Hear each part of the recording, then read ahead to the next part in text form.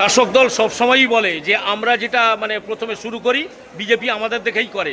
ঠিক বিগত কয়েকদিন আগে ক্যানিং পশ্চিমের তৃণমূল প্রার্থী পরেশরাম দাস ট্রেনে প্রচার করেছিলেন। আজকের কি সেই সূত্র ধরে আপনি প্রচার করলেন? আপনারা যে কথাটা বলছেন এটা সম্পূর্ণ মিথ্যা কথা। তার কারণ মমতা বন্দ্যোপাধ্যায় যেদিন 2011-তে ক্ষমতায় এসেছিলেন তিনি বলেছিলেন সততার প্রতীক, তিনি বলেছিলেন ডক্টর মমতা বন্দ্যোপাধ্যায়। আজকে সততা হারিয়ে গেছে, ডক্টর হারিয়ে গেছে, আজকে বাংলার অগ্নিকন্যা নেই, এখন বাংলার কাছে একটা গলার কাঁটা হয়ে দাঁড়িয়েছেন।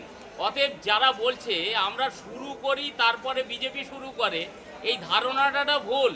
কারণ আমরা বিজেপি, আমরা স্বতন্ত্র চিন্তাভাবনা নিয়ে চলি, আমরা মানুষের সাথে চলি, আমরা মানুষের জীবন জীবিকার কথা বলি, আমরা কখনো ওই মিথ্যাচার করি না। আমরা 1,500 টাকার ভাতা দিয়ে মানুষের মিথ্যাচার করার জায়গা থাকি না।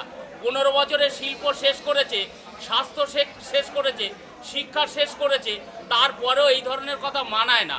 অতএব তৃণমূল যেটা বলছে ওটা আমাদের কালচার নয়, মিথ্যা কালচার বলাটা আমাদের মধ্যে সাজে না।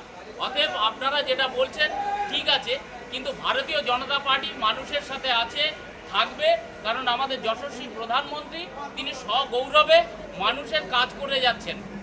আজকের এই যে ট্রেনের মধ্যে প্রচার করলেন, কি সাড়া পেলেন? মানুষের স্বতঃস্ফূর্ত সাড়া আছে। মানুষ চাইছে পরিবর্তন হোক, মানুষ চাইছে কর্মসংস্থান তারা ফিরে পাক, মানুষ চাইছে তার মেয়ের রাতের অন্ধকারে যাতে বেরোতে পারে তার জন্য সে সুরক্ষিত করতে চায়, নারী তার সম্মান ফিরে পেতে চায়। এবং এখানে টোটাল যে তোলাবাজি আপনার অপশাসন চলছে সব কিছু বন্ধ করতে চায়।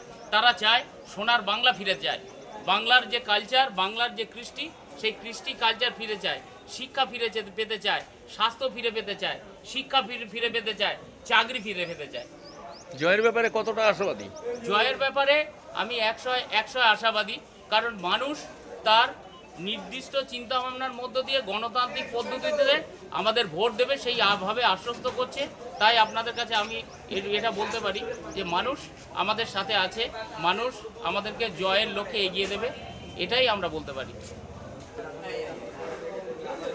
আমরা যারা ভারতীয় জনতা পার্টি, আমরা আপামর জনসাধারণকে জানাতে চাই, বিগত দিনে আপনারা 35 বছর সিপিএম বাম জমানাকে সুযোগ দিয়েছেন, আপনারা 15টা বছর তৃণমূল সরকারকে সুযোগ দিয়েছেন। আপনারা কতটা ভালো আছেন আর কতটা ভালো নেই এই বিচার আপনারা করবেন। আগামী দিনে 5টা বছর এই 2026 সনে আপনারা ভারতীয় জনতা পার্টিকে আমাদের সাথে রাখুন, আপনাদের সাথে রাখুন। আপনারা আগামী দিনে ভালো থাকবেন, সুস্থ থাকবেন। আমি ভারতীয় জনতা পার্টির ক্যানিং পশ্চিম বিধানসভার প্রার্থী হিসাবে আপনাদের কাছে করজোড়ে নিবেদন জানাচ্ছি।